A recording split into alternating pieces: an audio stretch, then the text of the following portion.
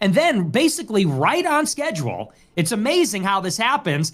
After October 7th, all of a sudden it's like, oh, Islam is taking over America. Oh, Muslim terrorists. I saw today, my old colleague, now enemy, Patrick Casey, he did this video about how Tucker Carlson is smuggling Islam into right-wing conservatism. Now, for context, this is a guy who I knew many years ago who was like a white nationalist. And he was a so-called dissident right-winger, far-right, activist, whatever you want to say. And we would have looked at that kind of rhetoric as propaganda. We would say, oh, no one's trying to smuggle Islam into the right wing. We would say that's Jewish propaganda. We would say that they're obviously trying to create this, they're fear-mongering and create this spook so that it would generate anti-Iranian, anti-Hamas, whatever the particular enemy is, it would gin up support for war.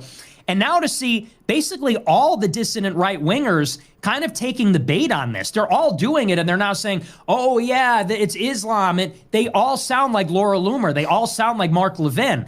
And, you know, I've said it on my show, as a Catholic and as a American nationalist, I don't think America's a Muslim nation. I don't want tons of Muslims to live here. Those are my views. At the same time, you also recognize that that's actually not the biggest problem. The big problem, as we've talked about with immigration, it's coming from Latin America and Asia. Yeah. That's the illegal immigration. That's illegal immigration. The Muslim immigration is mostly refugees from the wars, which, and then, you know, beyond that, it's like, what's a bigger problem than immigration?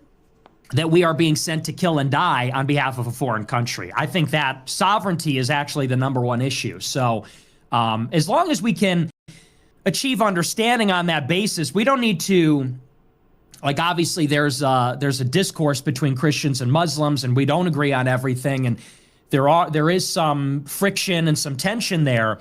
We don't need to be best good friends on that basis, but we can have understanding that we're being played and that we both actually have a larger opponent. I agree completely.